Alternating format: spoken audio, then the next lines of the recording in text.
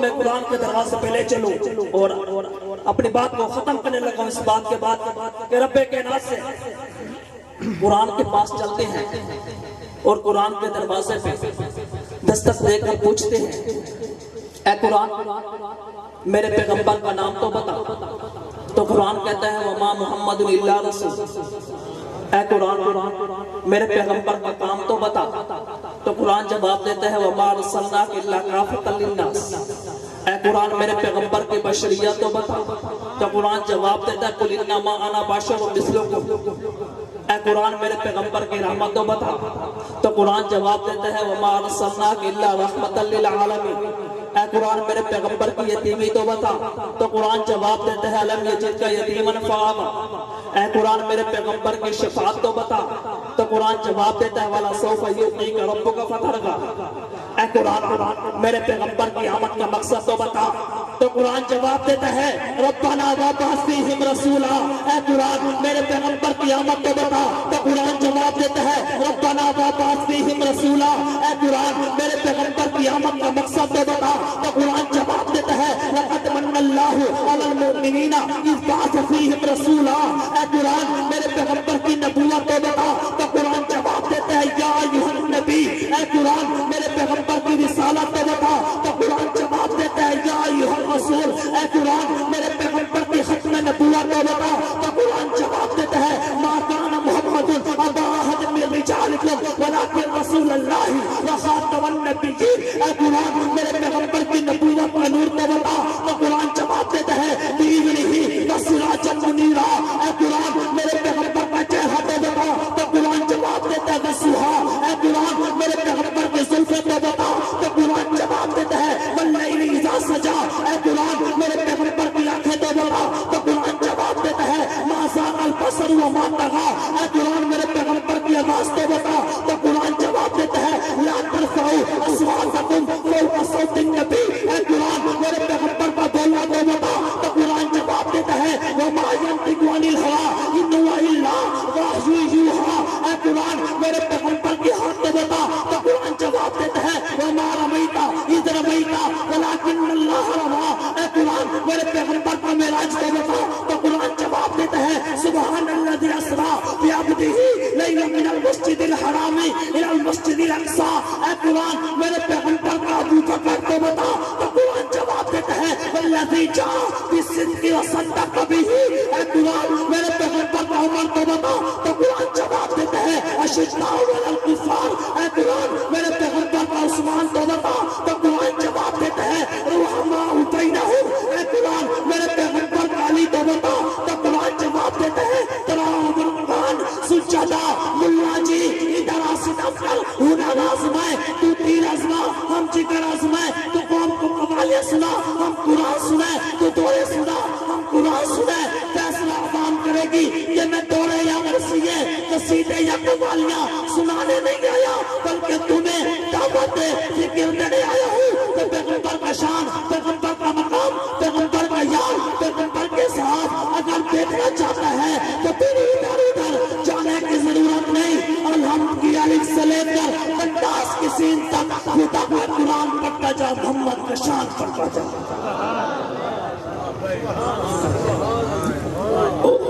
مجھے جس بات کا حکم دیا گیا ہے وہ بات ختم کر کے مجھے جس بات کا حکم دیا گیا ہے وہ بات ختم کر کے اجازت چاہوں گا.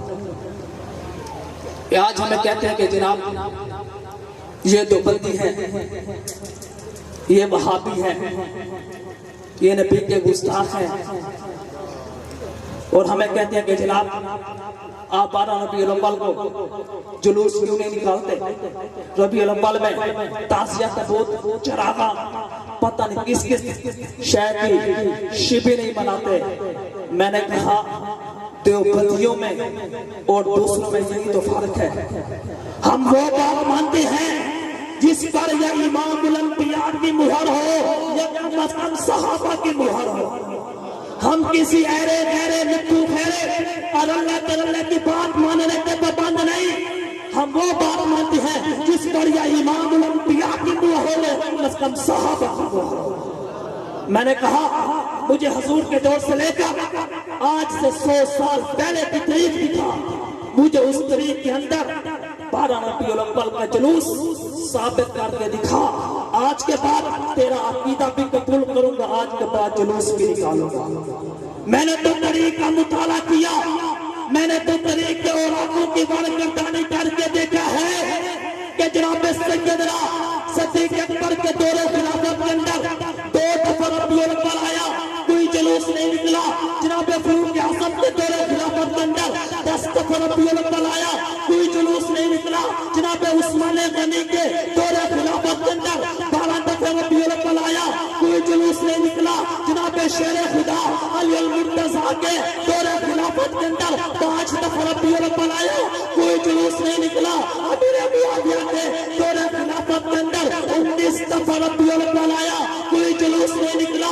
عمر بن عبدالعزیز کے دور خلافت کے اندر 2 دفعہ ربیع الاول آیا، کوئی جلوس نہیں نکلا۔ امام اعظم ابو حنیفہ کے دور ولایت کے اندر 44 دفعہ ربیع الاول آیا، کوئی جلوس نہیں نکلا۔ امام شافعی کے دور ولایت کے اندر 53 دفعہ ربیع الاول آیا، کوئی جلوس نہیں نکلا۔ امام اعظم ابو حنیفہ کے دور ولایت کے اندر 44 دفعہ ربیع الاول آیا، کوئی جلوس نہیں نکلا۔ امام شافعی کے دور ولایت کے اندر 53 دفعہ ربیع الاول آیا، کوئی جلوس نہیں نکلا۔ امام احمد بن حنبل کے دور ولایت کے اندر 46 دفعہ ربیع الاول آیا، کوئی جلوس نہیں نکلا۔ امام مالک کے دور ولایت کے اندر 64 دفعہ ربیع الاول آیا، کوئی جلوس نہیں نکلا۔ پیران پیر شیخ عبد القادر جیلانی کے دور ولایت کے اندر 57 دفعہ ربیع الاول آیا، کوئی جلوس نہیں نکلا۔ خواجہ معین الدین چشتی اجمیری کے دور ولایت کے اندر 47 دفعہ ربیع الاول آیا، کوئی جلوس نہیں نکلا۔ بہاؤالدین زکریا ملتانی کے دور ولایت کے اندر 45 دفعہ ربیع الاول آیا، کوئی جلوس نہیں نکلا۔ سلطان کوہی کے دور میں 50 دفعہ ربیع الاول آیا، کوئی جلوس نہیں نکلا۔ امام نسائی کے دور میں 46 دفعہ ربیع الاول آیا، کوئی جلوس نہیں نکلا۔ امام غزالی کے دور میں 45 دفعہ ربیع الاول آیا، کوئی جلوس نہیں نکلا۔ امام بخاری کے دور میں 38 دفعہ ربیع الاول آیا، کوئی جلوس نہیں نکلا۔ یہ ربیع الاول کا جلوس نہ انبیاء کے دور میں، نہ صحابہ کے دور میں، نہ تابعین کے دور میں، نہ تبع تابعین، نہ مجتہدین، نہ اولیاء کے دور میں۔ اگر ان میں ہوتا میں بھی اپنا عقیدہ بناتا، نہ انبیاء کے دور میں، نہ صحابہ کے دور میں، نہ تابعین کے دور میں، نہ تبع تابعین، نہ مجتہدین، نہ اولیاء کے دور میں، تو یہ تیرے پیٹ کا دھکا تو ہو سکتا ہے، نبوت سے اس کا سمندر نہیں ہو سکتا۔ اور اس وقت بھی پاکستان کے اندر جتنی مذہبی جماعتیں اور جتنی سیاسی جماعتیں جمعیت علماء اسلام کی ہیں، ان سب کا منبع، ماوا، منشور، دستور، پروگرام ایک ہی ہے کہ اس ملک کے اندر نہ ہمیں کمیونزم چاہیے، نہ ہمیں سوشلزم چاہیے، اگر چاہیے تو خلافت راشدہ والا نظام۔ سارے چاہتے ہو کہ اس ملک کے اندر بھی خلافت راشدہ والا نظام برپا ہونا چاہیے؟ اگر سارے چاہتے ہو کہ اس ملک کے اندر بھی خلافت راشدہ والا نظام برپا ہونا چاہیے، تو پھر جگیرداروں کو، سرمایہ داروں کو، گدی نشینوں کو چھوڑنا پڑے گا۔ ان پوڑیاں نشین علماء کا اور جمعیت علماء اسلام کا ساتھ دینا پڑے گا، تو ساتھ دو دے۔ جو یہ وعدہ کرتے ہیں کہ ہم علماء کا ساتھ دیں گے، وہ دونوں ہاتھ کھڑے کر کے، سارے لوگوں دونوں ہاتھ کھڑے کر کے دنیا کو گواہ بنا کر کہہ دو کہ یہ صحابہ کو ماننے والے آج پوری دنیا کو گواہ بنا کر کہہ رہے ہیں کہ ہمیں اس ملک کے اندر جتنی قربانی دینی پڑی ہم قربانی دینے کے لیے تیار ہیں، لیکن اس ملک کے اندر اب خلافت راشدہ کا نظام برپا ہونا چاہیے، اور اس ملک کا مقدر ابو بکر والا نظام، عمر والا نظام، عثمان علی والا نظام برپا ہوگا۔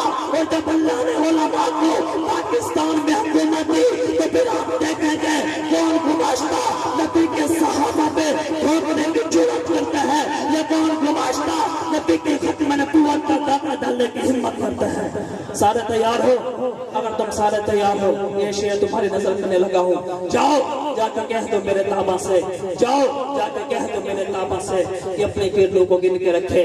اپنے سارا کے ذرے ذرے کو خود چمکنا سکھا رہا ہوں، اپنے سارا کے ذرے ذرے کو خود چمکنا سکھا رہا ہوں. وما علینا الا البلاغ.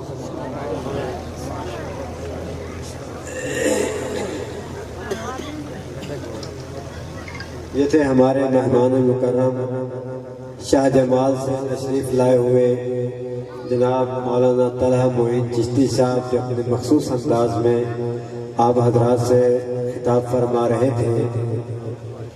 ہمارے مہمان مکرم خطیب اہل سنت وکیل صحابہ حضرت مولانا ابو بکر شاہ صاحب تشریف لا چکے ہیں. کچھ ہی لمحوں بعد انشاءاللہ سٹیج پر تشریف لائیں گے، اور اسی طرح ہمارے دیگر مہمان بھی تشریف لائیں گے اپنے اپنے وقت پر. تو آپ حضرات جو ہے دل جمی سے پروگرام جو ہے وہ سنتے رہیں. اب آپ کے سامنے عقیدت و محبت کی حاضری لگوانے کے لیے دعوت سخن دیتا ہوں اپنے مہمان معظم، خوبصورت آواز کے مالک، خوبصورت انداز کے مالک، بہت ہی اہم نعت خوان، ثنا خوان مصطفیٰ، مداح رسول، مداح صحابہ، جناب حضرت مولانا ابو دردہ جمال صاحب تشریف لاتے ہیں. ثنا خوان مصطفیٰ، مداح رسول، مداح صحابہ، جناب مولانا ابو دردہ جمال صاحب تشریف لاتے ہیں. نعرہ تکبیر، ہاتھ لہرا کر جواب دیں نعرہ تکبیر، تاکہ آنے والے مہمان کو زیادہ جگانا نہ پڑے. نعرہ تکبیر.